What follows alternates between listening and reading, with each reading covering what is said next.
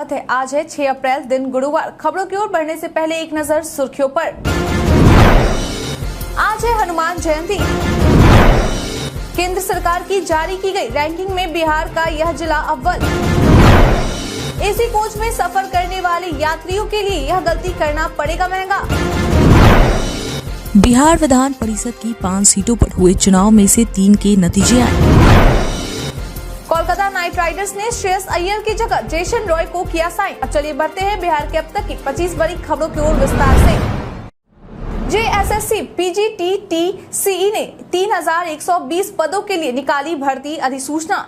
झारखंड कर्मचारी चयन आयोग के द्वारा झारखंड सरकार के स्कूली शिक्षा एवं साक्षरता विभाग के अंतर्गत नियमित और बैकलॉग मिलाकर कुल 3120 पीजीटी पदों पर भर्ती के लिए रिक्रूटमेंट नोटिफिकेशन जारी किया गया है। झारखंड पीजीटी भर्ती के लिए आवेदन के इच्छुक उम्मीदवारों को रिक्तियों से संबंधित विषय में न्यूनतम 50% अंकों के साथ पीजी होना चाहिए। साथ ही किसी मान्यता प्राप्त संस्थान से बीएड किया होना चाहिए। आवेदन के इच्छुक उम्मीदवार निर्धारित प्रक्रिया से 4 मई 2023 तक जेएसएससी की आधिकारिक वेबसाइट jssc.nic.in पर जाकर आवेदन कर सकते हैं।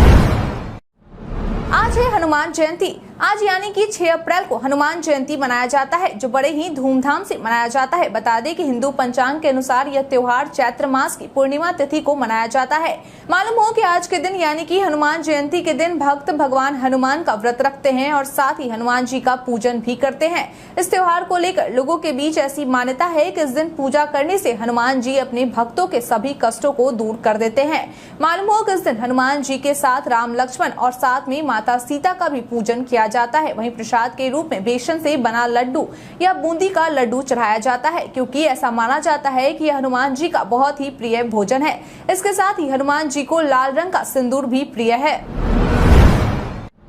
बिहारी पहचान में आज हम बात करेंगे सैयद सबा करीम के बारे में। सैयद सबा करीम उच्चारण एक पूर्व भारतीय क्रिकेटर है। वह दाएं हाथ के बल्लेबाज और विकेट कीपर थे। करीम ने कॉर्पोरेट सेक्टर में भी काम किया है। उन्होंने टिस्को के कॉर्पोरेट संचार प्रभाग में भी काम किया है। सैयद सबा करीम क्रिकेट के विभिन्न पहलुओं जैसे टीम के प्रदर्शन, अंपायरिंग मानकों और डे नाइट टेस्ट मैचों आदि पर अपने विचारों के बारे में बहुत मुखर रहे हैं। करीम ने 1982 से 83 में 15 साल की उम्र में बिहार के लिए अपना प्रथम श्रेणी करियर शुरू किया। 1990-91 रणजी ट्रॉफी में उड़ीसा के खिलाफ उनका करियर का सर्वश्रेष्ठ स्कोर 234 था। उन्हें पहली बार 1996-97 में दक्षिण अफ्रीका में स्टैंडर्ड बैंक सीरीज के नयन मुंगिया के प्रतिस्थापन के रूप में भारत के लिए चुना गया था और उन्होंने बल्ले से अच्छा प्रदर्शन किया। 1 जनवरी 2018 को सबा करीम को बीसीसीआई ने महाप्रबंधक क्रिकेट संचालन के रूप में नियुक्त किया था। 27 सितंबर 2012 को सबा करीम को पूर्वी क्षेत्र से राष्ट्रीय चयनकर्ता के रूप में भी नियुक्त किया गया था। केंद्र सरकार की जारी की गई रैंकिंग में बिहार का यह जिला अव्वल। जल जीवन सर्वेक्षण 2023 के तहत केंद्र सरकार की पेयजल एवं स्वच्छता विभाग जल शक्ति मंत्रालय की ओर से जनवरी के लिए एक राष्ट्रव्यापी रैंकिंग जारी की गई है। बता दें केंद्र सरकार के द्वारा जारी किए गए इस रैंकिंग में देश भर में पहला स्थान बिहार के समस्तीपुर जिला को मिला है। वहीं इस सूची में दूसरे नंबर पर शेखपुरा और तीसरे नंबर पर सुपौल है। इसके साथ ही इस सूची में चौथे नंबर पर बिहार का बांका जिला है। बता दें कि इन सभी जिलों में हर घर नल का जल योजना का काम सबसे तेजी से चल रहा है। वहीं समस्तीपुर के इस उपलब्धि पर मंत्रालय के द्वारा जिला के डीएम को बधाई पत्र भी भेजा गया है। आपकी जानकारी के लिए बता दें कि मंत्रालय की ओर से यह रैंकिंग 5 बिंदुओं के आधार पर की गई है, जिनमें ग्रामीण परिवारों के घरों में नल के जल की उपलब्धता, नल से मिलने वाली जल की मात्रा, जल की गुणवत्ता, जलापूर्ति की निरंतरता और पेयजल से संबंधित शिकायतों के मानक संबंधित हैं। बिहार विधान परिषद की 5 सीटों पर हुए चुनाव में से 3 के नतीजे आए। 2 सीटों पर तेजी से मतगणना का काम जारी है। कोसी शिक्षक निर्वाचन क्षेत्र से महागठबंधन समर्थित जेडीयू उम्मीदवार संजीव कुमार सिंह भारी मतों से चुनाव जीत गए हैं, जबकि सारण शिक्षक निर्वाचन क्षेत्र से प्रशांत किशोर समर्थित उम्मीदवार आफाक आलम कड़े मुकाबले में चुनाव जीत गए हैं। उन्होंने महागठबंधन समर्थित सीपीआई उम्मीदवार पुष्कर आनंद पांडे को पराजित किया। बीजेपी के लिए राहत भरी खबर गया शिक्षक निर्वाचन क्षेत्र से आई, जहां उसके उम्मीदवार जीवन कुमार ने महागठबंधन समर्थित जेडीयू उम्मीदवार संजीव श्याम सिंह को पराजित किया। वहीं गया स्नातक निर्वाचन क्षेत्र एवं सारण स्नातक निर्वाचन क्षेत्र में मतगणना का काम जारी है। गया स्नातक निर्वाचन क्षेत्र से महागठबंधन समर्थित राजद प्रत्याशी डॉक्टर पुनीत कुमार सिंह आगे है और बीजेपी उम्मीदवार अवधेश नारायण सिंह पीछे चल रहे हैं। बात करें सारण स्नातक निर्वाचन क्षेत्र की, तो यहाँ भी महागठबंधन का पलड़ा फिलहाल भारी है। यहाँ से जेडीयू उम्मीदवार वीरेंद्र नारायण यादव की बढ़त बरकरार है और बीजेपी के महाचंद्र प्रसाद सिंह पीछे हैं। एसी कोच में सफर करने वाले यात्रियों के लिए यह गलती करना पड़ेगा महंगा। अगर आप भी एसी कोच में सफर करते हैं तो यह खबर आपके लिए है। बता दें कि रेलवे की ओर से एसी कोच में सफर करने वाले यात्रियों के लिए एक नियम बनाए गए हैं। दरअसल रेलवे के द्वारा जारी किए गए नोटिस से यह बात निकलकर सामने आई है कि अक्सर लोग एसी कोच में सफर के दौरान रेलवे की ओर से दिए गए चादर, तकिया, तौलिया जैसे जरूरी सामानों को सफर करने के बाद अपने घर ले जाते हैं, जो पूरी तरह से गैर कानूनी है। इसी को देखते हुए रेलवे की ओर से यह नियम बनाया गया है कि अगर पहली बार कोई व्यक्ति ऐसा करते हुए पकड़ा जाता है तो उसे रेलवे प्रॉपर्टी एक्ट 1966 के तहत 1 साल की जेल या 1000 रुपए का जुर्माना देना पड़ सकता है। वहीं अगर कोई व्यक्ति बार बार ऐसा करता पकड़ा जाता है तो उसे जुर्माने के साथ 5 साल तक का जेल भी हो सकता है। बता दें कि यह कार्रवाई आईपीसी सेक्शन 378 और 403 के तहत की जाती है।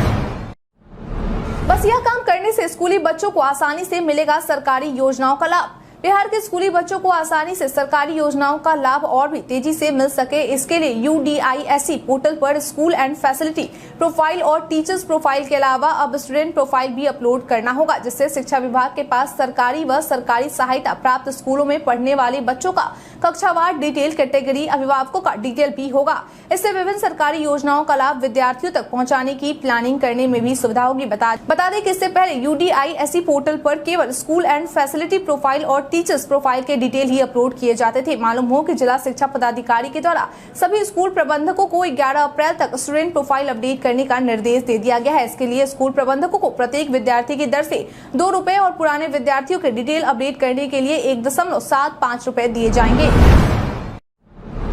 नालंदा और सासाराम में इंटरनेट चालू होने को लेकर आया नया अपडेट। बिहार के नालंदा और सासाराम में हुए हिंसा को लेकर प्रशासन की ओर से पिछले कई दिनों से दोनों स्थानों पर इंटरनेट की सेवा रोक दी गई है, ताकि लोगों के द्वारा सोशल मीडिया के माध्यम से अफवाह भरी खबरें न फैलाई जा सके। वहीं अब इन दोनों स्थानों पर इंटरनेट चालू करने को लेकर एक नया अपडेट सामने आया है। दरअसल नालंदा DM शशांक शुभंकर के द्वारा जानकारी दी गई है कि यहाँ 6 अप्रैल यानी कि आज तक इंटरनेट सेवा बंद रहेगी और उसके बाद अगर स्थिति सामान्य पाई जाती है तो इंटरनेट सेवा चालू किया जा सकता है।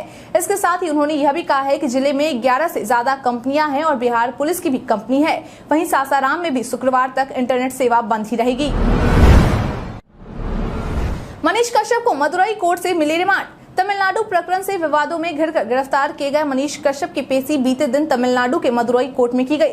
इस दौरान तमिलनाडु पुलिस के द्वारा कोर्ट से मनीष कश्यप की रिमांड मांगी गई, जिस पर सहमति जताते हुए कोर्ट के द्वारा मनीष कश्यप की रिमांड तमिलनाडु पुलिस को दे दी गई है। बता दें कि मनीष कश्यप तमिलनाडु को बिहार मजदूरों के साथ मारपीट की घटना को गलत तरीके से सोशल मीडिया पर पेश किए जाने को लेकर गिरफ्तार किए गए हैं। मालूम हो कि सबसे पहले मनीष कश्यप से बिहार में EOU के द्वारा पूछताछ की गई थी और फिर उसके बाद तमिलनाडु पुलिस के द्वारा मनीष कश्यप को अपने रिमांड पर लिया गया था।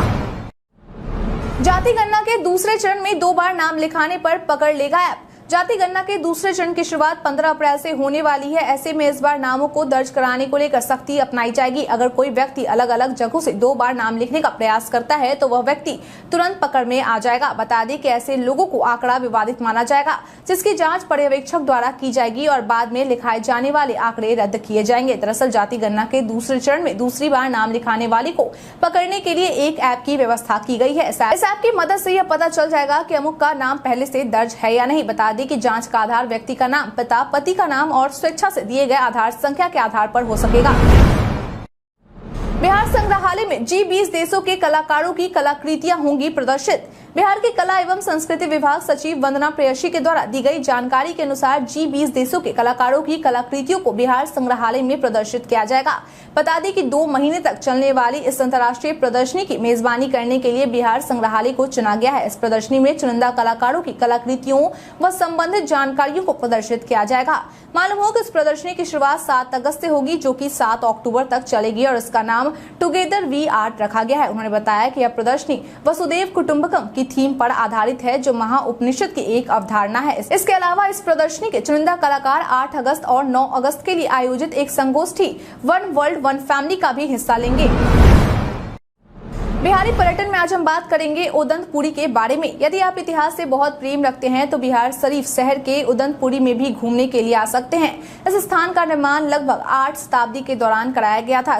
इस स्थान का निर्माण ईसा पूर्व के एक प्रसिद्ध और बौद्ध धर्म और बौद्ध संस्कृति को सीखने का केंद्र बनाया गया था। यह भी माना जाता है कि इस स्थान की खोज भी पाल राजवंश के गोपाल नाम के शासक ने की थी और नालंदा विश्वविद्यालय के साथ साथ ओदनपुरी को भी बहुत ही महान शिक्षक केंद्रों में गिना जाता है।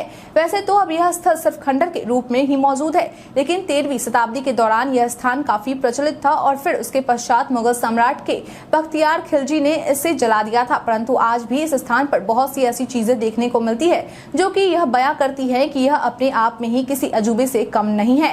आज भी इस स्थान के बहुत से अवशेष यहाँ पर देखे जा सकते हैं, जिन्हें देखकर उस समय का थोड़ा बहुत अंदाजा लगाया जा सकता है। बिहार विधानसभा की कार्यवाही हंगामे के बीच अनिश्चितकाल के लिए स्थगित। बीते दिन बिहार विधानसभा का आखिरी दिन था। ऐसे में बीते दिन की कार्यवाही शुरू होते ही सदन में बीजेपी के द्वारा रामनवमी पर बिहार में हुए हिंसे को लेकर जमकर हंगामा किया गया और साथ ही इस मामले की जांच एनआईए से किए जाने की मांग की गई। वहीं विधानसभा अध्यक्ष अवध बिहारी चौधरी के द्वारा विपक्ष के रवैये पर नाराजगी भी जताई गई और कहा गया कि हमने नेता प्रतिपक्ष को बोलने का मौका दिया, लेकिन इसके बावजूद भी बीजेपी विधायक के द्वारा वेल में पहुंचकर हंगामा किया गया, जो कहीं से भी सही नहीं है। इसके साथ ही बीते दिन विधानसभा अध्यक्ष के द्वारा दिए गए आदेश के आधार पर मार्शल के द्वारा बीजेपी विधायक जीवेश मिश्रा को सदन से जबरदस्ती बाहर निकाल दिया गया। आपकी जानकारी के लिए बता दी कि सत्र की शुरुआत 27 फरवरी से हुई थी, जो कि बीते दिन यानी कि 5 अप्रैल को खत्म हो गई है। इस दौरान 22 बैठक के बजाय 20 बैठक किए गए और अब बीते दिन बिहार विधानसभा की कार्यवाही हंगामे के बीच अनिश्चितकाल के लिए स्थगित कर दी गई है। भारत नेपाल के बीच रेल सेवा जल्द होगी शुरू। बहुत जल्दी भारत और नेपाल के बीच रेल सेवा की शुरुआत होने वाली है। बता दें कि इसको लेकर रेलवे की ओर से तैयारी लगभग पूरी की जा चुकी है। मालूम हो कि यह ट्रेन कटिहार रेल मंडल से होते हुए गुजरेगी। वहीं इस बारे में कटिहार रेल मंडल के अपर मंडल रेल प्रबंधक चौधरी विजय के द्वारा दी गई जानकारी के अनुसार भारत के बथनाहा और नेपाल के विराटनगर के बीच इंडो नेपाल नई रेलखंड पर पहले मालगाड़ी और उसके बाद पैसेंजर ट्रेनों का परिचालन किया जाएगा, जिसका रेलवे बोर्ड के द्वारा नोटिफिकेशन जारी होते ही अप्रैल माह से इंडो नेपाल के बीच ट्रेनों का परिचालन शुरू हो जाएगा। मालूम हो कि भारत के बथनाहा और नेपाल के विराटनगर के बीच की दूरी करीब 18.5 किलोमीटर है। बता दें कि इस ट्रेन की शुरुआत होने से भारत और नेपाल के बीच रिश्ते और भी मजबूत होंगे। प्रदेश में अब सताएगी गर्मी। बिहार में मौसम का मिजाज पूरी तरह से अब बदलने लगा है। इसकी अब एक झलक अभी से दिखनी शुरू हो गई है। दरअसल प्रदेश में जिस तरह से तापमान में बढ़ोतरी देखने को मिल रही है, उससे अब यही अंदाजा लगाया जा रहा है कि आने वाले दिनों में तापमान में जबरदस्त बढ़ोतरी होगी। इधर मौसम विभाग की तरफ से जारी अपडेट के अनुसार यह बताया जा रहा है कि अगले 4 दिनों तक प्रदेश में बारिश होने की संभावना न के बराबर है। ऐसे में यही अंदाजा लगाया जा रहा है कि तापमान में वृद्धि होना तय है। हालांकि पिछले दिनों हुई बारिश के बाद से तापमान में भले ही नरमी देखने को मिली हो, लेकिन अब तापमान में नरमी होता नहीं दिख रहा है। बता दें कि अगले 7 से 5 दिनों के दौरान प्रदेश में अनेक स्थानों पर अधिकतम तापमान में 2 से 4 डिग्री सेल्सियस तापमान में बढ़ोतरी की बात कही जा रही है। पश्चिमी चंपारण के सुगंधित मरचा चावल को मिला जीआई टैग। जीआई जर्नल में प्रकाशित की गई जानकारी के अनुसार बिहार के एक और कृषि उत्पादों को जीआई टैग यानी कि जियोग्राफिकल इंडिकेशन टैग मिल चुका है। बता दें कि बिहार के एक और कृषि उत्पाद को जीआई टैग मिलने से अब राज्य के जीआई टैग वाले कृषि उत्पादों की संख्या 6 हो गई है। आपकी जानकारी के लिए बता दें कि इस बार जिस कृषि उत्पाद को जीआई टैग मिला है वह बिहार के पश्चिमी चंपारण के प्रसिद्ध मरचा चावल है। मालूम हो कि बिहार के पश्चिमी चंपारण के प्रसिद्ध मरचा चावल को जीआई टैग वाले कृषि उत्पादों की सूची में शामिल करने के लिए मरचा धान उत्पादक प्रगतिशील समूह की ओर से आवेदन दिया गया था। इसके साथ ही जिले के डीएम और डॉक्टर राजेंद्र प्रसाद केंद्रीय कृषि विश्वविद्यालय पूसा की ओर से भी इसके पक्ष में अनुशंसा की गई थी। आपकी जानकारी के लिए बता दें कि मरचा चावल को औपचारिक तौर पर जीआई टैग का प्रमाण पत्र अगस्त में दिया जाएगा। हनुमान जयंती को लेकर एमएचए ने सभी राज्यों के लिए जारी की एडवाइजरी। रामनवमी में हुए हिंसा को देखते हुए आज हनुमान जयंती को लेकर केंद्र सरकार काफी अलर्ट मोड में है। बता दें कि इसी को लेकर हनुमान जयंती को लेकर गृह मंत्रालय की ओर से सभी राज्यों के लिए एडवाइजरी जारी की गई है। बता दें कि जारी किए गए इस एडवाइजरी में केंद्र सरकार की ओर से सभी राज्य सरकार को सतर्क रहने का निर्देश दिया गया है। बता दें कि इस बात की जानकारी गृह मंत्रालय कार्यालय के द्वारा एक ट्वीट करके दी गई है। गृह मंत्रालय कार्यालय के द्वारा जारी किए गए ट्वीट में लिखा गया है कि गृह मंत्रालय ने हनुमान जयंती की तैयारी को लेकर सभी राज्यों को एडवाइजरी जारी की है। सरकारों को कानून और व्यवस्था बनाए रखने, त्योहार का शांतिपूर्ण पालन करने और समाज में सांप्रदायिक सद्भाव को बिगाड़ने वाले किसी भी कारक की निगरानी सुनिश्चित करने के लिए प्रोत्साहित किया जाता है। आज से जेईई मेन एग्जाम की शुरुआत, इन बातों का रखें ख्याल। जेईई मेन से अप्रैल सत्र के एग्जाम की शुरुआत आज यानी कि 6 अप्रैल से हो रही है, जो कि 15 अप्रैल तक अलग अलग पालियों में आयोजित की जाएगी। बता दें कि यह परीक्षा नेशनल टेस्टिंग एजेंसी यानी कि एनटीए के द्वारा आयोजित करवाई जाती है। मालूम हो कि इस परीक्षा के लिए जारी किए गए एडमिट कार्ड में कई महत्वपूर्ण गाइडलाइन के बारे में भी जानकारी दी गई है, जिसका पालन करने वाले अभ्यर्थियों के लिए अनिवार्य है। आपकी जानकारी के लिए बता दें कि परीक्षा की शुरुआत सुबह 9 बजे से और 3 बजे से होगी, जो दोपहर 12 बजे और शाम 6 बजे तक चलेगी। वहीं परीक्षा शुरू होने से 1 घंटे पहले परीक्षार्थियों को परीक्षा केंद्र पर पहुंचना होगा। मालूम हो कि परीक्षा केंद्र पर स्टूडेंट को 3 लेयर मास्क भी दिए जाएंगे, जिससे स्टूडेंट्स को परीक्षा देते समय उपयोग करना अनिवार्य होगा। सीएम नीतीश का केंद्रीय गृह मंत्री को नसीहत। बीते दिन बुधवार को बिहार में हुए रामनवमी हिंसा को लेकर बिहार के मुख्यमंत्री नीतीश कुमार के द्वारा केंद्रीय गृह मंत्री अमित शाह को एक नसीहत दी गई है। उन्होंने कहा कि केंद्रीय गृह मंत्री अमित शाह को राज्य के मसलों पर बात करने के लिए संविधान अनुरूप व्यवहार करना चाहिए। उन्होंने कहा कि अमित शाह को राज्यपाल से बात करना गैर संवैधानिक है। उन्हें पहले संविधान को समझना चाहिए। अगर आप संविधान देखते हैं तो आपको पता चलेगा कि सिर्फ राज्यपाल से बात नहीं करना होता, बल्कि राज्य में सरकार से बात करनी भी पड़ती है। इसके साथ ही उन्होंने सासाराम और नालंदा में हुई हिंसा को लेकर कहा कि इस मामले पर जांच पड़ताल की जा रही है, जल्द ही सच्चाई बाहर आ जाएगी। वहीं अमित शाह को जितनी बार बिहार आने का मन हो वह उतनी बार आए, हम लोगों को इससे क्या आपत्ति होगी। उन्होंने कहा कि जब तक भाजपा में अटल बिहारी वाजपेयी थे तब तक सब बढ़िया था, लेकिन अब देखिए क्या हो रहा है। सम्राट चौधरी ने सीएम नीतीश के लगाए आरोप पर किया पलटवार। बिहार में हिंसा को लेकर राजनीतिक गलियारों में चर्चा तेज हो गई है। एक तरफ जहां सत्ता पक्ष का कहना है कि यह सभी हिंसा बीजेपी की सोची समझी साजिश है, तो वहीं दूसरी ओर बीजेपी का कहना है कि यह हिंसा सरकार की नाकामी के कारण हुई है। बता दें कि मुख्यमंत्री नीतीश कुमार के द्वारा भी कहा गया है कि बिहार में यह हिंसा की घटनाएं किसी ने सोच समझ कर करवाई है। वहीं अब उनके द्वारा दिए गए इस बयान पर बिहार बीजेपी प्रदेश अध्यक्ष सम्राट चौधरी के द्वारा उन पर पलटवार करते हुए कहा गया है कि अब तक बिहार में हुई दंगे की जांच रिपोर्ट नहीं आई है, फिर मुख्यमंत्री इस मामले पर कैसे बयानबाजी कर रहे हैं। मुख्यमंत्री किस आधार पर बीजेपी पर आरोप लगा रहे हैं। उन्होंने कहा कि अगर सरकार इस घटना पर निष्पक्ष जांच करवाना चाहती है तो पटना हाईकोर्ट के रिटायर्ड जज से इन्वेस्टिगेशन करवाए। उन्होंने कहा कि सासाराम और नालंदा में तब स्थिति सुधार में आई जब केंद्रीय बल ने आकर सुरक्षा दी। ओवैसी को बीजेपी का एजेंट बताने पर एआईएमआईएम ने सीएम को घेरा। बिहार के सासाराम और नालंदा में हुए हिंसक घटना को लेकर बिहार के मुख्यमंत्री नीतीश कुमार के द्वारा ओवैसी को बीजेपी का एजेंट बताया गया था। वहीं अब उनके इस बयान पर पलटवार करते हुए एआईएमआईएम के प्रदेश अध्यक्ष अख्तरुल इमान के द्वारा तीखी प्रतिक्रिया दी गई है। उन्होंने कहा कि जिसने बिहार में बीजेपी को स्थापित किया हो वह यदि हमें एजेंट बताए तो ऐसी बातों को नोटिस भी लेते हैं। लोगों की समस्याओं को लेकर हम लोग मिलना चाहते थे, लेकिन हम लोगों से क्यों मिलेंगे? नीतीश ने हमें समय नहीं दिया। उन्होंने कहा कि आरएसएस वालों से, मोहन भागवत से और मोदी से सीएम नीतीश मिलेंगे, लेकिन वे माइनॉरिटी के लीडर से नहीं मिल सकते हैं। कोलकाता नाइट राइडर्स ने श्रेयस अय्यर की जगह जेसन रॉय को किया साइन। कोलकाता नाइट राइडर्स के द्वारा चोटिल श्रेयस अय्यर की जगह इंग्लैंड के बल्लेबाज जेसन रॉय को टीम में शामिल कर लिया गया है। आपकी जानकारी के लिए बता दें कि पहले ही कोलकाता की टीम 2 बड़े खिलाड़ी टूर्नामेंट से बाहर हो चुके हैं। मालूम हो कि कोलकाता नाइट राइडर्स की ओर से जेसन रॉय को 2.8 करोड़ रुपए में अपने साथ जोड़ा गया है। वहीं आईपीएल के मिनी ऑक्शन के दौरान उनके बेस प्राइस 1.5 करोड़ रुपए था। आपकी जानकारी के लिए बता दें कोलकाता के नियमित कप्तान श्रेयस अय्यर पीठ के निचले हिस्से में लगे चोट के कारण टूर्नामेंट से बाहर हो गए हैं। वहीं अब उनकी जगह कोलकाता के कप्तान के रूप में नीतीश राणा को चुना गया है। बता दें कि अब कोलकाता का अगला मैच आज यानी कि गुरुवार को रॉयल चैलेंजर्स बैंगलोर के खिलाफ कोलकाता के ईडन गार्डन्स में खेला जाएगा। भारत के इतिहास में आज की तारीख है बेहद खास। राजकुमार खुसरो ने 1606 में अपने पिता मुगल शासक जहांगीर के खिलाफ बगावत की। रूलेट एक्ट के खिलाफ शुरू किए गए सविनय अवज्ञा आंदोलन के तहत महात्मा गांधी जी ने 1919 में पहली अखिल भारतीय हड़ताल का आह्वान किया। भारतीय तैराक मिहिर सेन ने 1966 में पाक जलडमरू मध्य तैरकर पार किया। भारत की राजनीतिक पार्टी भारतीय जनता पार्टी की 1980 में आज ही के दिन स्थापना हुई। भारत के वित्त मंत्री प्रणब मुखर्जी और भारत दौरे पर आए अमेरिकी वित्त मंत्री टिमोथी गेथनर ने 2010 में आर्थिक साझेदारी की समझौते पर हस्ताक्षर किए। राजनीतिज्ञ प्यारेलाल खंडेलवाल का 1929 में जन्म हुआ। भारत के पूर्व उप प्रधानमंत्री तथा हरियाणा के पूर्व मुख्यमंत्री चौधरी देवीलाल का 2001 में निधन हुआ। वर्ल्ड में आज हम बात करेंगे पीएम मुफ्त लैपटॉप योजना के बारे में। सोशल मीडिया पर कई सूचनाएं वायरल होती है, लेकिन सभी सच हो ये जरूरी नहीं है। इसी कड़ी में आज हम बात करेंगे पीएम मुफ्त लैपटॉप योजना के बारे में। दरअसल पीआईबी ने अपने ट्वीट में लिखा है कि सोशल मीडिया पर एक नोटिस प्रसारित हो रहा है जिसमें दावा किया जा रहा है कि भारत सरकार प्रधानमंत्री मुफ्त लैपटॉप योजना 2023 के तहत युवाओं को मुफ्त लैपटॉप दे रही है। पीआईबी ने अपने ट्वीट में आगे लिखा है कि नोटिस फेक है। भारत सरकार @एजुकेशन ऑफ इंडिया के द्वारा ऐसी कोई योजना नहीं चलाई जा रही है।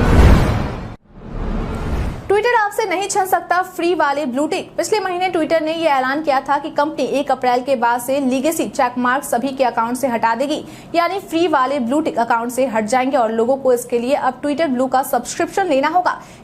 खैर आज 6 अप्रैल है, लेकिन इसके बावजूद भी लेगेसी चेकमार्क कई लोगों के अकाउंट से नहीं हटा है। कुछ लोगों के अकाउंट से हटा भी है तो वो कंपनी ने मैनुअली किया है। दरअसल कंपनी आपसे एकाएक फ्री वाले ब्लू टिक नहीं छीन सकती है। ये बात हम नहीं बल्कि वॉशिंगटन पोस्ट की एक रिपोर्ट कहती है कि कंपनी के पास इंटरनल ऐसी कोई टेक्नोलॉजी नहीं है जो कि एक साथ 4.2 लाख लेगेसी अकाउंट से चेकमार्क को हटा दे। यानी ट्विटर के इंटरनल कोड में एक ऐसी कोई कोड मौजूद नहीं है जिससे सभी चेकमार्क एकाएक हट जाए। कंपनी को ये काम मैनुअली करना होगा और एक एक करके सभी के अकाउंट से ब्लू टिक हटाना होगा। बिहार की जनता को कितना फायदा मिलेगा? आप अपना जवाब हमें हमारे कमेंट सेक्शन में लिखकर जरूर बताएं। आज के लिए इतना ही। बिहार के तमाम खबरों के साथ बने रहने के लिए देखते रहें बिहारी न्यूज। और साथ ही अगर आप यूट्यूब से देखकर चैनल को सब्सक्राइब करना और अगर आप फेसबुक से देख रहे हैं तो पेज को फॉलो करना ना भूले। धन्यवाद।